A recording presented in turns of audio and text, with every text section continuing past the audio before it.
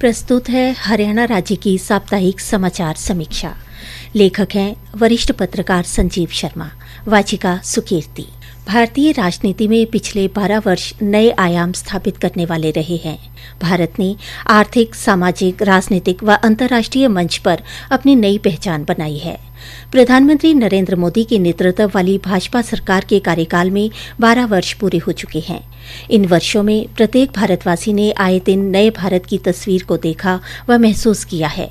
26 मई 2014 को नरेंद्र मोदी ने भारत के 14वें प्रधानमंत्री के रूप में पद व गोपनीयता की शपथ ग्रहण की। शपथ लेने के बाद कार्यभार संभालते समय पहले दिन ही खुद को प्रधानमंत्री की जगह प्रधान सेवक कहा और पिछले 12 सालों में अपने आचरण से इसे साबित भी किया। कई मौकों पर देखा गया है कि पीएम मोदी ने खुद अपने काफिले का प्रोटोकॉल तोड़ा ताकि किसी एम्बुलेंस को रास्ता मिल सके। विदेशी राष्ट्राध्यक्षों के भारत आने पर वे उन्हें दिल्ली के बंद कमरों से निकालकर देश के अलग अलग राज्यों में ले गए, जिससे दिल्ली केंद्रित वीआईपी डिप्लोमेसी का अंत हुआ। इन 12 वर्षों में विश्व के कई देशों ने विभिन्न मोर्चों पर भारत से सहयोग की उम्मीद की और भारत ने आगे बढ़कर पड़ोसी धर्म निभाया। इस अवधि के दौरान सबसे बड़ा कार्य बेटियों के सम्मान तथा महिलाओं को आत्मनिर्भर बनाने की दिशा में कार्य हुआ है। 22 जनवरी 2015 हरियाणा के पानीपत से बेटी बचाओ बेटी पढ़ाओ अभियान शुरू करके बेटियों के जन्म को सुरक्षित बनाया गया और यह योजना देश भर में मानवीय स्वभाव में बदलाव के रूप में देखी गई। केंद्र सरकार का फोकस केवल महिला विकास नहीं बल्कि महिलाओं की नेतृत्व वाला विकास रहा है। गांव की रसोई से लेकर संसद तक, बैंक खाते से लेकर डिजिटल भुगतान तक और सामाजिक अधिकारों से लेकर राजनीतिक प्रतिनिधित्व तक पिछले 12 वर्षों में महिलाओं के जीवन में कई बड़े बदलाव देखने को मिले हैं। प्रधानमंत्री उज्ज्वला योजना मोदी सरकार की सबसे चर्चित महिला केंद्रित योजनाओं में रही। अब तक 10 करोड़ से अधिक गरीब महिलाओं को मुफ्त एलपीजी कनेक्शन दिया जा चुका है। स्वच्छ भारत मिशन के तहत देश भर में 11 करोड़ से अधिक शौचालयों का निर्माण किया गया। ग्रामीण महिलाओं के लिए यह योजना केवल सफाई अभियान नहीं बल्कि सम्मान और सुरक्षा से जुड़ा बड़ा बदलाव साबित हुई है। पहले महिलाओं को खुले में शौच के लिए अंधेरा होने का इंतजार करना पड़ता था। अब घरों में शौचालय बनने से उनकी सुरक्षा और गरिमा दोनों बढ़ी है। मोदी सरकार ने 3 तलाक की प्रथा को कानूनन अपराध घोषित कर इसे मुस्लिम महिलाओं के अधिकार और सम्मान से जोड़कर पेश किया। पिछले 12 वर्षों में डिजिटल इंडिया अभियान ने गांवों और कस्बों में हर वर्ग को टेक्नोलॉजी से जोड़ने का काम किया है।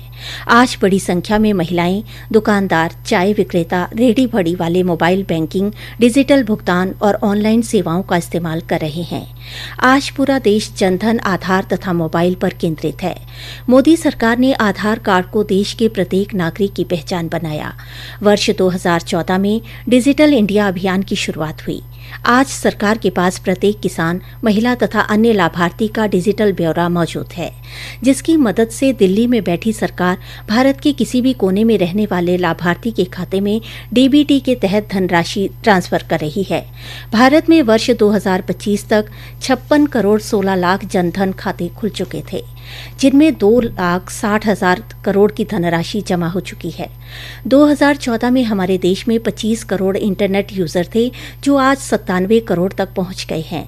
देश में रोजाना यूपीआई से 60 करोड़ ट्रांजैक्शन हो रही है, जिसमें 86,000 करोड़ का लेन देन होता है। छोटे दुकानदार व रेहड़ी वाले क्यूआर कोड का इस्तेमाल कर रहे हैं।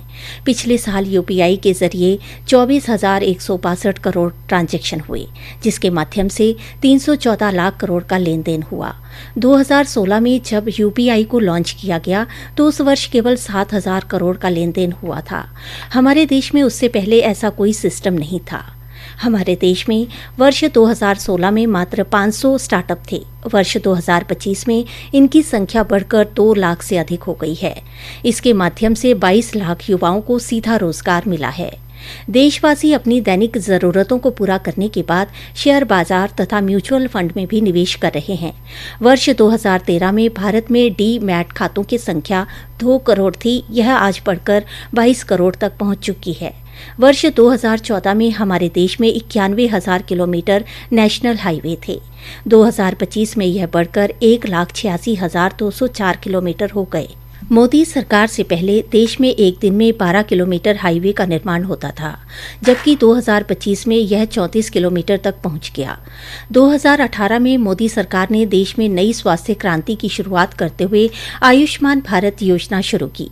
आज देश में 44 करोड़ 8,75,000 आयुष्मान कार्ड धारक हैं, जिनका 5 लाख तक का मुफ्त इलाज हो रहा है। वर्ष 2014 में 15 करोड़ LGP कनेक्शन थे, जो 2025 में बढ़कर 33 करोड़ तक पहुंच गए। इसी के साथ ही समाचार समीक्षा समाप्त हुई। नमस्कार।